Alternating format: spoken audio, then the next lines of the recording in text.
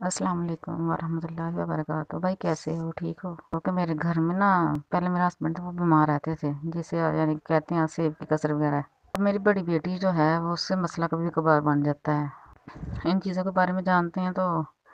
کوئی وظیفہ ہو جو میں گھر میں بیٹھ کے کر سکوں، جو مجھ پر کسی چیز کا اثرات نہ گھر پہ ہوں اور گھر میں جو ٹینشن چاہتی ہے وہ ختم ہو جائے۔ وعلیکم السلام ورحمۃ اللہ وبرکاتہ۔ اللہ کے خاص فضل، اس کی خاص رحمت سے، آپ کی دعاؤں سے میں خیر و عافیت سے ہوں۔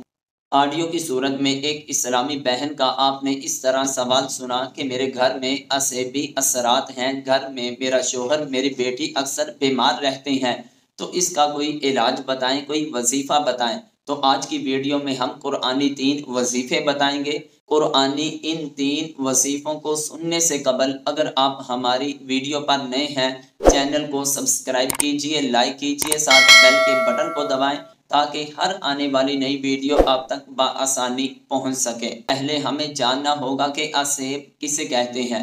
عصب شیطانی اثرات، جنات کے اثرات، جادو ٹونا کے اثرات، تعویذ کے اثرات، نظر بد کے جو اثرات ہیں، ان چیزوں کی وجہ سے انسان کو جو پریشانیاں پہنچتی ہیں ان کو عصب بولا جاتا ہے۔ تو ان کا علاج آج کی ویڈیو میں قرآن مجید کے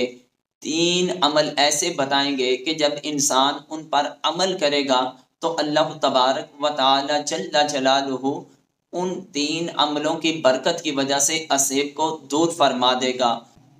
سب سے پہلا عمل یہ کہ اللہ کے محبوب علیہ السلام کے فرمان کا خلاصہ ہے کہ اگر کوئی انسان آیت الکرسی کی تلاوت کرے، یعنی اللہ لا الہ الا هو الحی القیوم لا تأخذہ سنۃ ولا نوم، اس کی مکمل تلاوت کرے، اللہ تعالی اس آیہ مبارکہ کی برکت کی وجہ سے اس کو شیطانی اثرات سے، شیطانی نقصانات سے، جنات کے نقصانات سے، جادو ٹونے کے نقصانات سے، نظر بد کے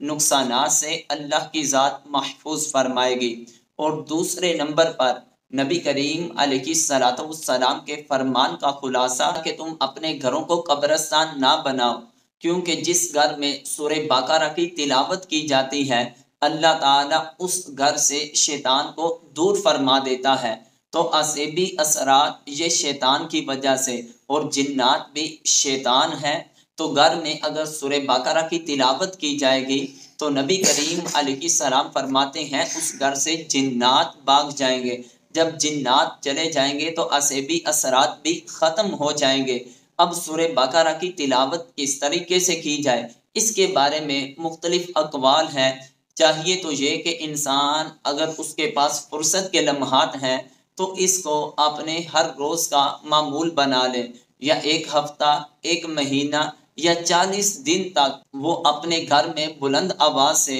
سورہ بقرہ کی تلاوت کرے تو یقیناً اس کی برکت کی وجہ سے ہر طرح کے عصب، ہر طرح کا جادو ٹونا، ہر طرح کے تعویذی معاملات وہ اللہ کی ذات اس کی برکت کی وجہ سے تمام کے تمام کو ختم فرمائے گا۔ اور تیسرا ایسا عمل کہ جب اللہ کے محبوب علیہ السلام پر عصب کے اثرات ہوئے، نبی کریم علیہ السلام کی ذات پر جادو ٹونا کیا گیا،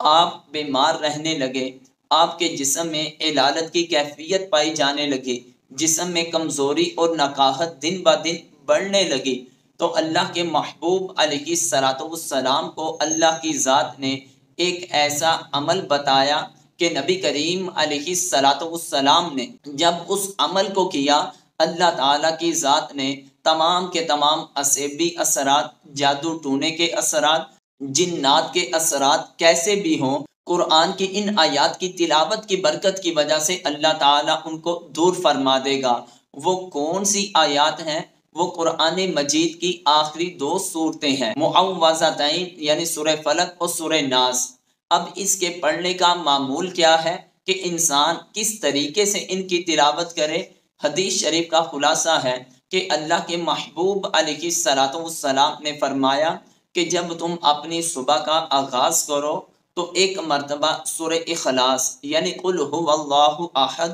اور ایک مرتبہ سورہ فلق یعنی قل اعوذ برب الفلق، اور ایک مرتبہ سورہ ناس یعنی کل اعوذ برب الناس، ان 3 صورتوں کو ایک مرتبہ پڑھ کر، ان صورتوں کو ایک ایک مرتبہ پڑھ کے اپنے ہاتھوں پر پھونک مارو، پھر اپنے جسم پر پھیر لو، پھر دوسری مرتبہ ان 3 صورتوں کو پھر تلاوت کیا جائے، ہاتھوں پر پھونک مار کے پورے جسم پر پھیر لیا جائے، تیسری مرتبہ بھی ان صورتوں کی تلاوت کر کے اپنے ہاتھوں پر پھونک مارے اور اپنے جسم پر پھیر لے، اور اسی طرح رات کے وقت بھی انسان ان 3 صورتوں کی 3 مرتبہ تلاوت کر کے اپنے جسم پر پھونک مار لے۔ نبی کریم علیہ السلام کے فرمان کا خلاصہ ہے، زمینی آسمانی آفات و بلیشات ہوں، حادثات ہوں، نقصانات سے،